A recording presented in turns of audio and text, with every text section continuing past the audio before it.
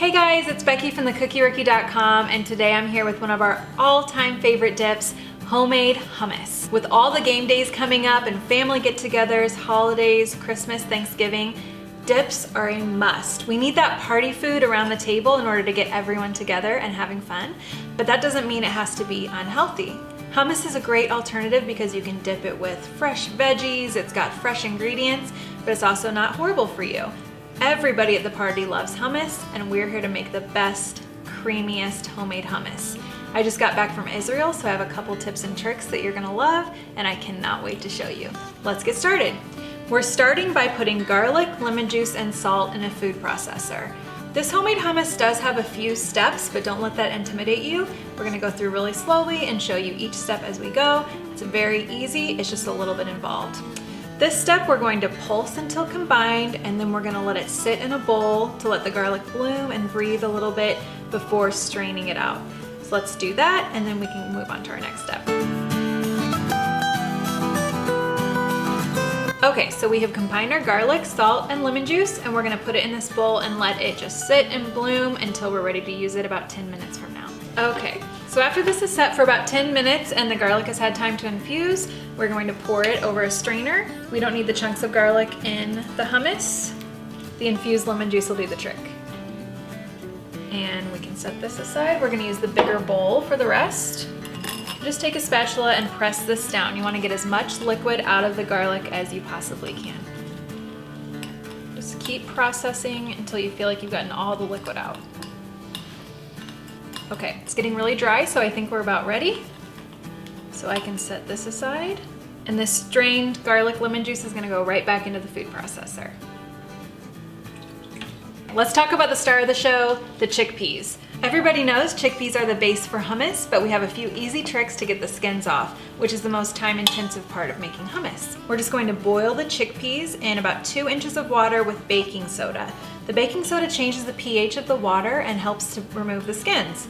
Through a process of skimming the top and getting the skins and all of the excess that comes off the chickpeas over and over again, very easily the skins will come off. You don't have to remove all the skins, and in fact you don't have to remove it at all, but removing the skins makes the hummus that much creamier and so much different than what you can buy at the store. It really is an extra special step in making this homemade hummus. So we have already removed most of the skins from these chickpeas. You can see that there are a few skins left, and that's totally fine. If you want to remove all the skins you can, but you definitely don't have to. We're gonna set these aside for 1 more minute while we process the next step. My favorite ingredient in hummus is tahini. And when I was just in Israel a couple weeks ago, which was the trip of a lifetime, the biggest thing I learned was not all tahinis are created equal. A good quality tahini should be pourable, not thick like peanut butter, much smoother, and should be light in color. There are all different kinds of tahinis, but a lot that we can buy at the store in the States is not as good of quality as you might get overseas. This was my favorite tahini from Israel, the brand that you can buy at the markets when you're just walking down the street, and you can actually buy it on Amazon, which was so exciting when I got home and realized I actually bought my mom a bottle. I love the little pigeon symbol, and that's how you can tell which one you want to buy. Get it right off Amazon, it's not expensive, and it makes all the difference. As you can see, this tahini is not thick. It's very creamy, it's got a great flavor, and it makes all the difference in the perfect homemade hummus. So I hope you give it a try. It's worth that 2-day shipping. I've linked to this brand both below in the comments and also in my blog post, so be sure to check it out if you have a couple extra minutes. We are going to process the tahini with some red pepper flakes and cumin and the lemon garlic in the food processor to start, and we're gonna add a little bit of ice water. And tahini is just sesame seed butter, if you didn't know what that was. We actually got to see it made in Israel, and it was so cool. It's in all sorts of desserts and savory recipes in Israeli culture. Absolutely delicious. You can also just dip bread in it just as is. We're gonna add cumin and some red pepper flakes. We're gonna pulse just 4 to 5 times to get it started, and then we're gonna add a little bit of ice water. As we add our ice water, we're actually gonna have the motor running, and we're just gonna add about a tablespoon at a time and make sure it doesn't seize up as we go. If you need a little bit more than a 1/4 cup, that's okay. Okay, and now it's time to add the chickpeas, the most important part.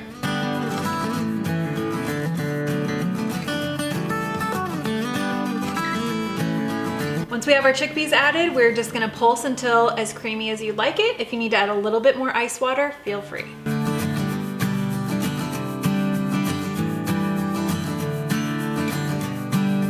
I like to stop and scrape down the sides and make sure we're getting everything fully incorporated, and it already has a great consistency, so we're on the right track. It smells so good.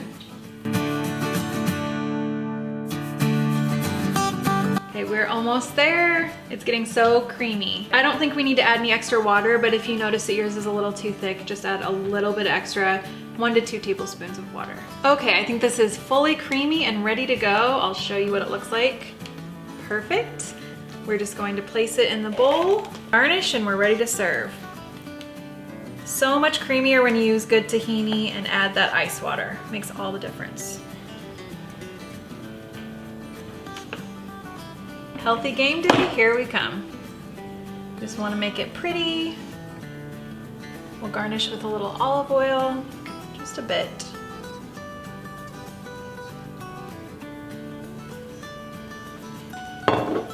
Parsley, pine nuts, of course, my favorite garnish for hummus, and a little smoky paprika. We're ready to serve. Hop over to cookiewiki.com for the full recipe.